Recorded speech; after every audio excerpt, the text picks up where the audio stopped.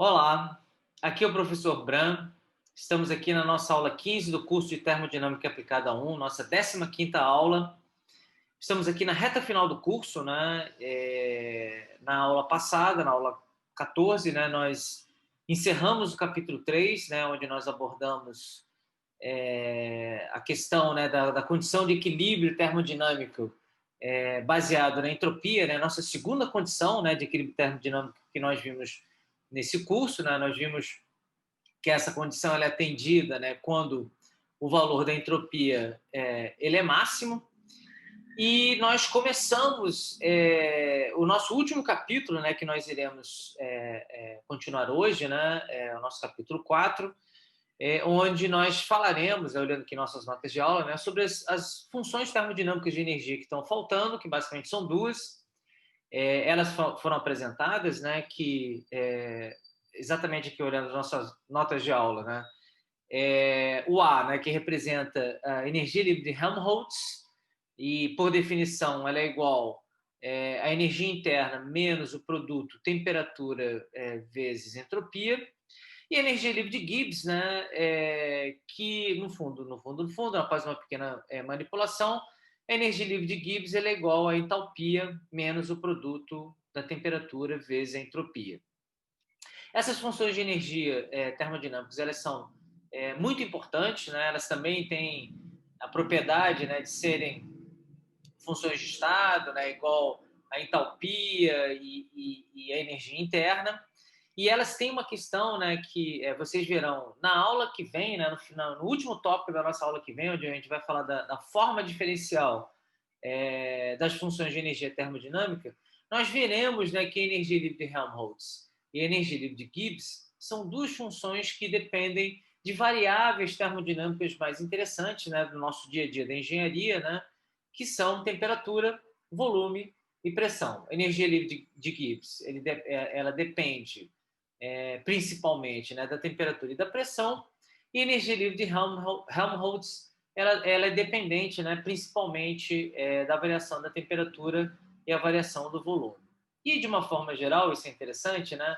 Quer dizer, na área de engenharia química, na área de engenharia metalúrgica, de materiais, né, onde se usa, né, muito a termodinâmica, né, para o modelamento, né, de processos e transformações em materiais, a energia livre de Gibbs é a energia mais interessante, né, porque nós veremos isso na aula 16, né, por depender, né, de pressão e temperatura, isso torna, né, esses sistemas mais interessantes. Quer dizer, na engenharia, de uma forma geral, a gente não vai querer, né, que um certo sistema tenha uma variação abrupta, né, de volume, né? Então a gente poderia imaginar, né, que um certo reator, numa expansão, né, muito grande, poderia explodir, por exemplo, aumentar de tamanho de uma forma muito abrupta, ou ao contrário, né, haver uma diminuição muito grande, muito abrupta no seu volume, e esse reator ele implodir, né, gerando algum tipo de situação de insegurança no ambiente industrial. Então, normalmente, você sempre trabalha, né, de uma forma geral, na engenharia, né, olhando, né, essa questão da energia livre de Gibbs, né, nesse modelamento.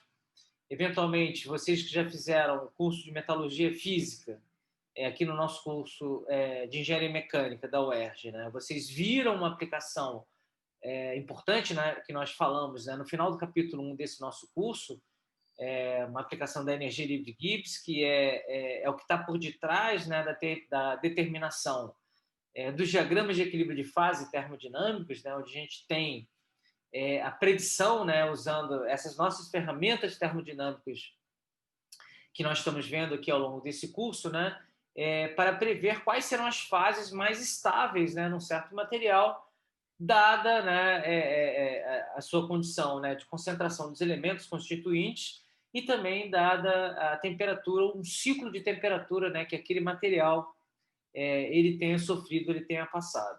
Então, a energia livre de Gibbs ela é bastante importante, né, para a engenharia, né?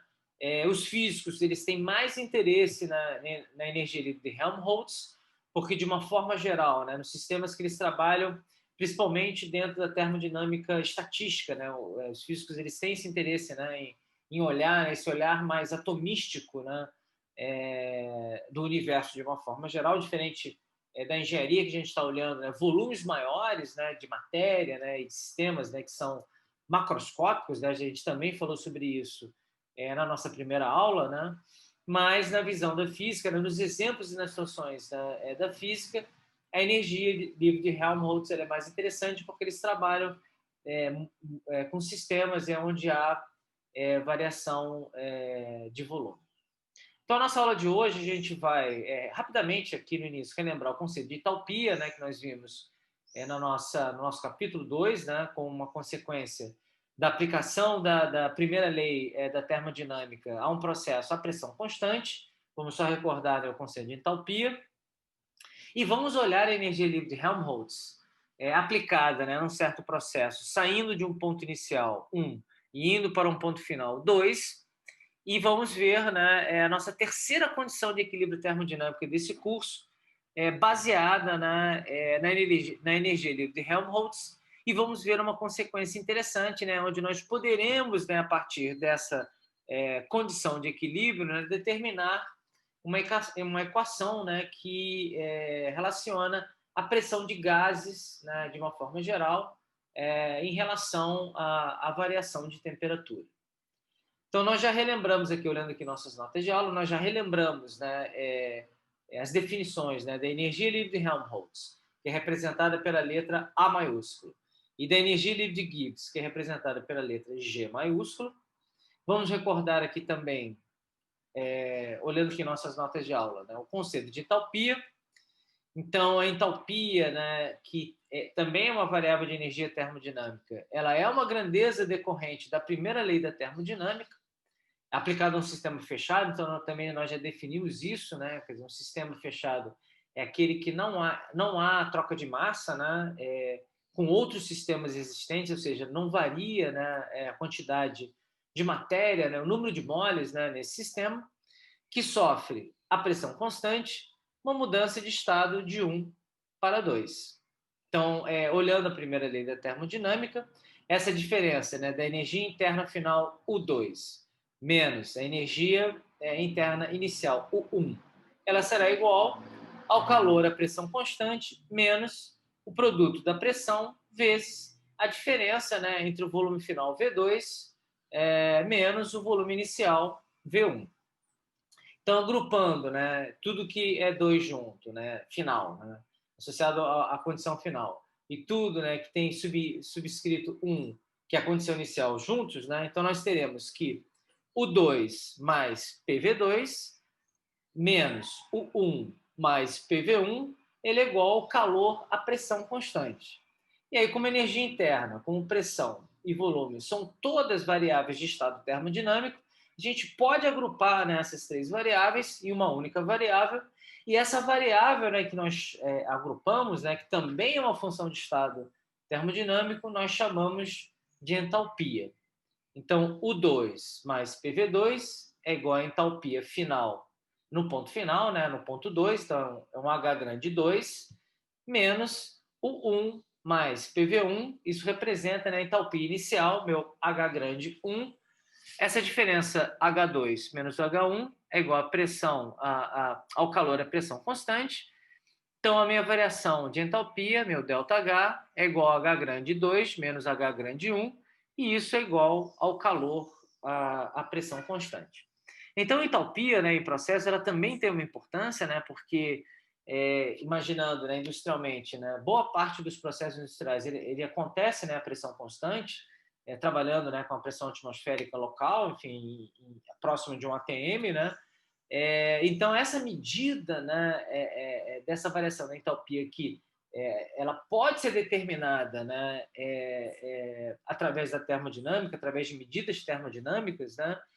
Isso dá a medida, né, da quantidade de calor que é gerada, ou a quantidade de calor, né, que você tem que fornecer para um sistema para que, né, um certo processo ou uma certa transformação ela possa acontecer. Então, a entalpia, né, ela é um parâmetro bastante importante também, né? E ela também é muito utilizada, né, quando se fala em modelamentos, né, em balanços, né, energéticos e térmicos em um certo sistema que sofre uma transformação ou uma mudança. Então, vamos olhar aqui a nossa energia livre de Helmholtz, que é o nosso A maiúsculo. Então, a partir da definição da energia livre de Helmholtz, aplicada a um sistema que sofre uma transformação de um estado inicial 1 para um estado final 2, então nós temos, então vamos pegar aqui a nossa definição, né, onde a energia livre de Helmholtz, A maiúsculo, é igual a U menos TS. Então, vamos aplicar essa definição para um processo que sai de um ponto inicial 1 e vai para um ponto final 2.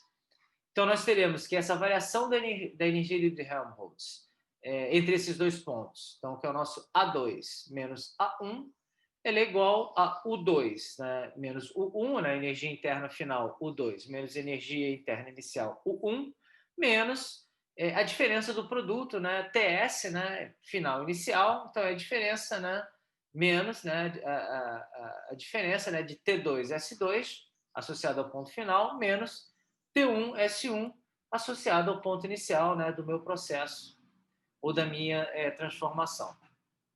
Se o sistema, né, que sofre este processo de transformação, ele é fechado, né, a gente pode usar a primeira lei da termodinâmica diretamente. Então, nós temos, né, que U2 menos U1, né, meu ΔU, ele será igual a Q menos W, primeira lei da termodinâmica. Então, eu posso substituir Q menos W, né, aqui na minha expressão da energia livre de Helmholtz. Então, substituindo, né, a primeira lei da termodinâmica na expressão da energia livre de Helmholtz, temos que ΔA, né, que é o meu A2 menos A1, é igual à diferença de calor menos trabalho, menos T2S2 menos T1S1. E aí, nesse ponto, né, do nosso desenvolvimento, nós vamos usar, né, a segunda lei da termodinâmica também a nosso favor, né? Então, nós vimos, né, que, olhando aqui nossas notas de aula, né, pela segunda lei da termodinâmica, aplicada em um caso isotérmico, né, o calor ele será menor ou igual, né, ao produto da temperatura vezes a diferença da entropia final, S2, menos a entropia inicial, S1. Eu tenho ali, né, o meu sinal de desigualdade, né, indicando que essa expressão ela também é válida para processos irreversíveis, né? Nós só teremos a igualdade, né? Então, o nosso Q igual a T que multiplica S2 menos SU. Se nós estivermos, né, considerando, né, um sistema que está sofrendo, né, uma transformação reversível, será o nosso caso, né? Então, olhando aqui nossas notas de aula, né, para uma situação reversível, né, onde Q é igual ao produto T menos a diferença, né, S2, entropia final, menos S1, entropia inicial. Então, vamos substituir, né, essa expressão, né, na expressão da energia livre de Helmholtz. Então, o que nós teremos, né, que essa segunda parcela aqui, né, considerando, né, um processo a temperatura constante, essa segunda parcela vai ficar exatamente igual ao produto T menos S2, e isso vai ser, no caso de um processo reversível, igual a Q. Então, eu vou ter, né, Q, né, menos Q, então eu vou estar cancelando, e aí, efetivamente, né, só vai sobrar, né, que essa diferença, né, essa variação da energia de Helmholtz entre o ponto final e o ponto inicial, meu A2 menos A1, ele será igual a menos o trabalho realizado. Agora, dando um passinho a mais, né, tornando o sistema um pouquinho mais geral, né, vamos considerar, né, que a gente pode também realizar, né, essa transformação de forma irreversível.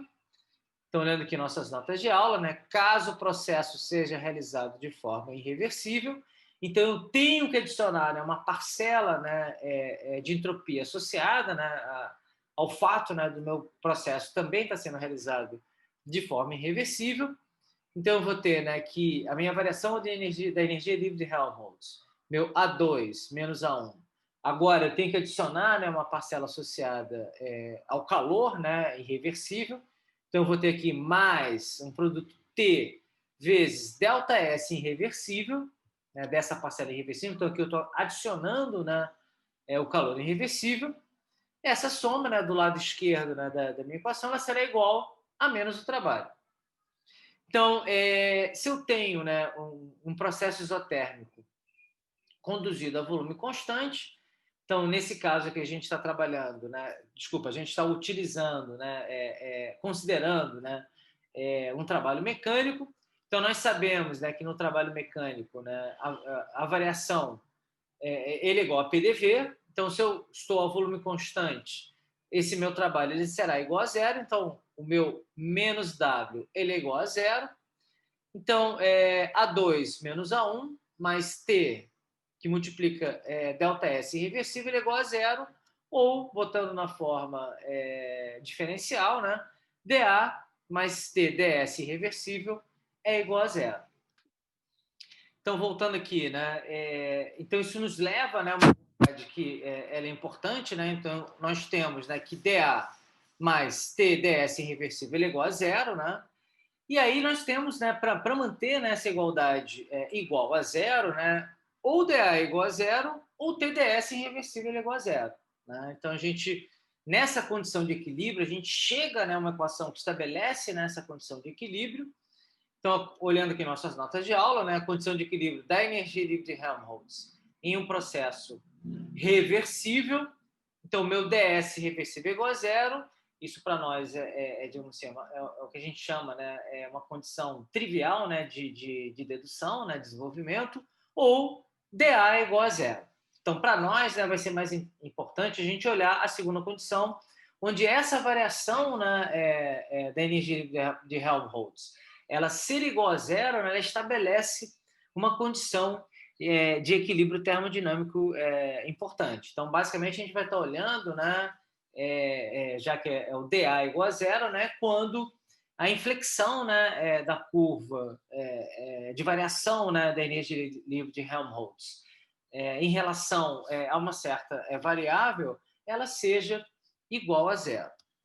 Para um processo irreversível, então isso nós vimos também no nosso capítulo 3, né, qual é uma das mensagens mais fortes, né, associadas à segunda lei da termodinâmica. Em processos irreversíveis, a entropia, né, do universo ela sempre aumenta. Então, nosso ds irreversível ele é sempre maior do que zero. E aí, né, para contrabalançar, da mesma forma, né, compensando, né, em processos irreversíveis, dA ele tem que ser menor do que zero e na mesma proporção, né, do que o meu produto TdS irreversível, para manter, né, essa igualdade igual a zero. E isso, né, para um processo, né, onde o sistema ele é mantido, né, a temperatura e a volumes constantes.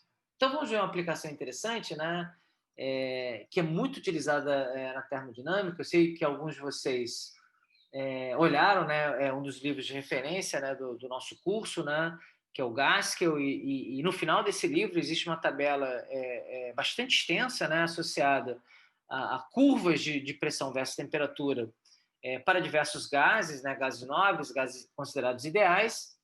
Então, isso é uma equação, né, que nós vamos desenvolver aqui a partir, né, da condição de equilíbrio baseado, né, na energia livre de Helmholtz. Bastante útil. Então, vamos olhar aqui esse enunciado, esse exemplo de aplicação. Então, em um sistema fechado, onde se deseja conhecer a situação de equilíbrio de N átomos entre uma fase sólida e uma fase gasosa, poderia ser líquido e gás, enfim, o importante é terem duas fases presentes. Aqui a gente está trabalhando com uma situação de um equilíbrio de uma fase sólida com uma fase gasosa. Então, nós estamos olhando, né, esse recipiente, né, esse cilindro, né, de volume constante, onde eu tenho, né, uma certa quantidade de átomos. Parte deles está na fase sólida e parte deles está na fase gasosa. E aí a gente pode considerar, né, nessa aplicação, né, da condição de equilíbrio da energia livre de Helmholtz, duas situações extremas. A primeira delas é que todos os N átomos presentes estão na fase sólida.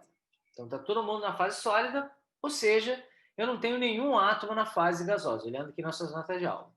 E a segunda situação é exatamente o contrário, né? Todos os N átomos estão na fase gasosa, ou seja, eu não tenho nenhum átomo na fase sólida. Então, a gente vai considerar apenas uma das situações, né? Elas são equivalentes. Então, nós encontraremos, né? Nós avaliaremos, olhando aqui nossas notas de aula, a condição de equilíbrio da energia livre de Helmholtz para um processo onde paulatinamente ocorre a sublimação dos átomos na fase sólida. Então, nós consideraremos, né, a situação número 1, onde está todo mundo na fase sólida,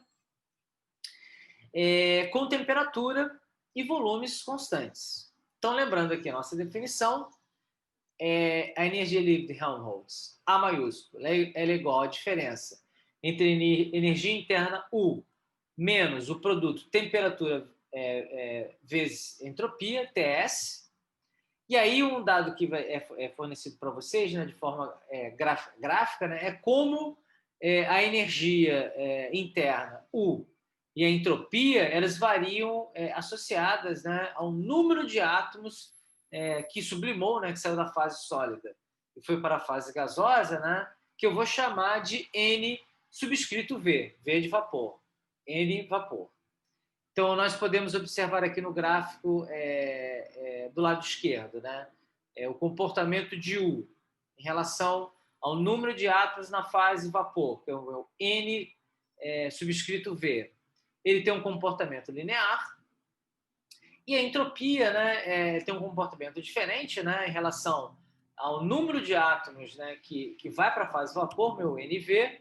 Ele começa de uma forma retilínea e depois ele satura e fica constante, né, em relação ao aumento, né, do número de átomos que sublimou, né, que foi da fase sólida para a fase vapor.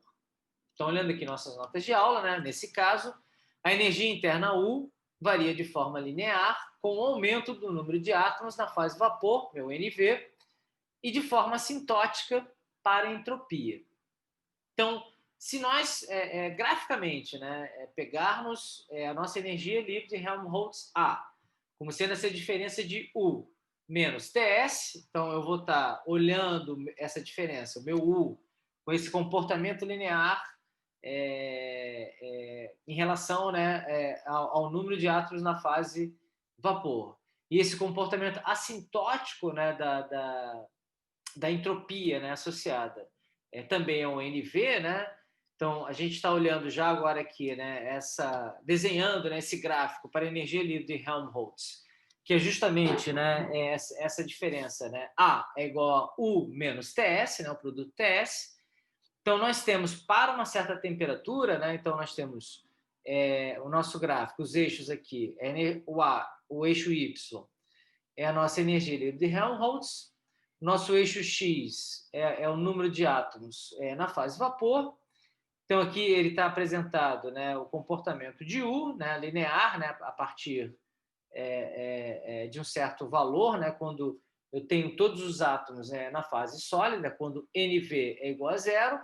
E eu também tenho o comportamento, né, da segunda parte da equação, né, do meu U menos TS, né, que é justamente o produto menos TS, onde enquanto, né, a entropia ela vai subindo, né, essa parcela, né, menos TS, ela vai ficando cada vez mais negativa, e aí quando a entropia ela fica constante, a variação da entropia ela fica constante, ela também, o produto menos TS, ela fica constante. Então, o que nós vemos aqui, né, nessa terceira curva é justamente a curva associada à energia livre de Helmholtz, o meu U menos TS. Então, o que a gente pode observar, né, que com um número de átomos na fase vapor, com NV pequeno, né, quem predomina, né, é o produto menos TS, então ele começa negativo, né? Num dado momento, né, a energia livre, a energia interna, né, que tem um valor positivo, né, ela começa a superar, né, a parcela menos TS. Então, eu chego nesse ponto de inflexão da curva, justamente onde dA, né, será igual a zero. E aí, quando muda essa inflexão da curva, né, ela começa a subir, né, ela fica com uma inclinação positiva, até que a energia livre de Helmholtz fica positiva quando ela cruza o meu eixo X a partir desse ponto. Mas esse ponto de inflexão, justamente como nós vimos, né, voltando lá nas nossas notas de aula, esse ponto de inflexão, onde há a mudança, né, esse ponto de mínimo, né, onde há essa mudança da inflexão, ela caracteriza justamente a condição de equilíbrio, onde dA é igual a zero. Então, nesse ponto aqui, eu tenho um equilíbrio, né, entre a fase sólida e a fase gasosa, né, estabelecido, né, pela presença de uma certa quantidade, né, de átomos NV na fase vapor. Então, olhando aqui nossas notas de aula, né, então essa condição de equilíbrio dos átomos que estão na fase sólida e o número de átomos na fase vapor, que é o meu NV, é dado pelo ponto de mínimo da curva da energia livre de Helmholtz. Então, considerando-se um comportamento de um gás ideal, né? Então a gente vai olhar de novo, PV é igual a nRT. Então, nós podemos avaliar, né, essa pressão, né, de equilíbrio em uma certa temperatura, isso vai ser igual, né, pelo produto, né, do número de átomos na fase vapor, que está em equilíbrio, né, nessa temperatura, né, desejada, vezes Kt, já vamos ver o que é K, é a constante de Boltzmann, dividido, né, pela diferença, né, do volume total do sistema, né, que inclui o gás e o sólido, menos o volume do sólido. Então, vamos ver quem é aqui. Então, onde K é a constante de Boltzmann, e ela é interessante, né, que ela tem uma conexão direta, né, com a constante universal dos gases. Então, eu estou mostrando aqui do lado, né?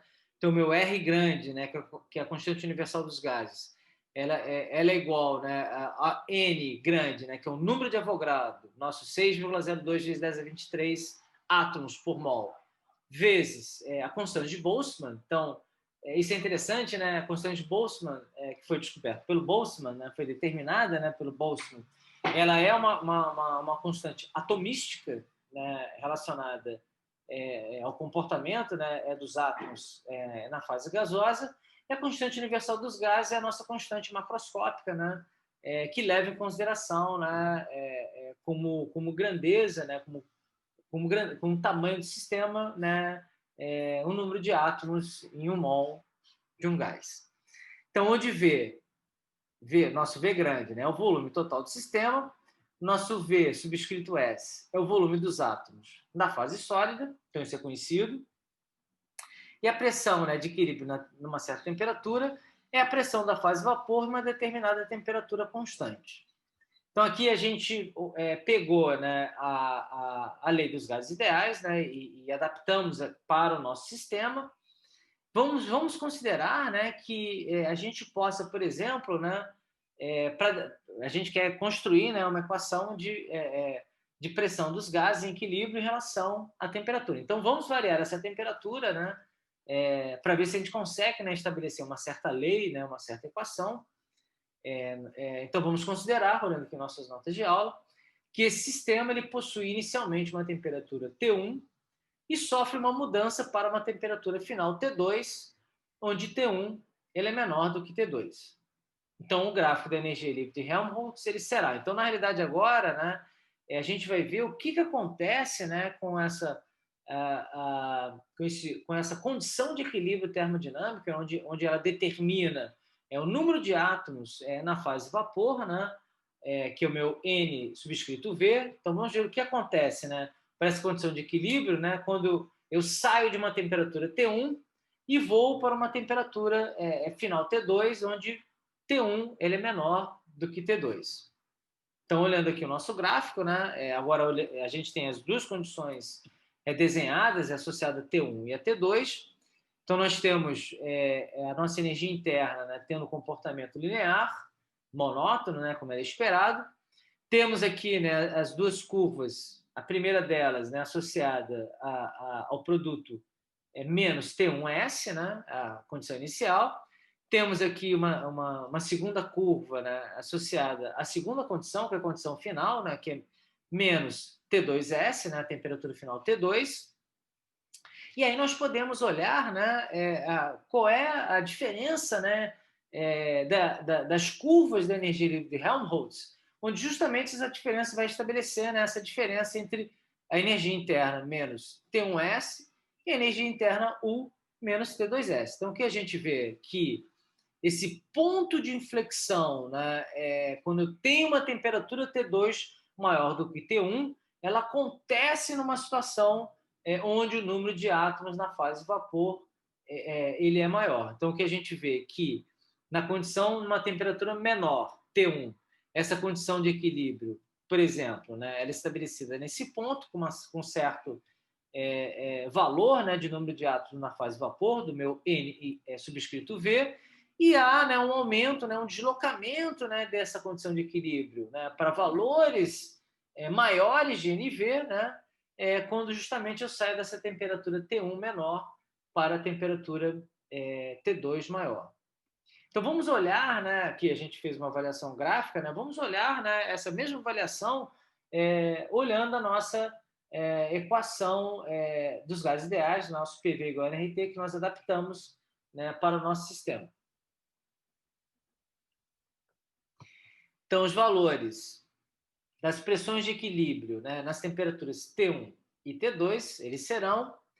Então, a nossa pressão de equilíbrio na temperatura T1, ela será igual ao número de átomos na fase vapor, meu N subscrito V, na condição de equilíbrio na temperatura T1, vezes kT, dividido, né, pelo volume do sistema menos o volume, né, da fase sólida na temperatura T1.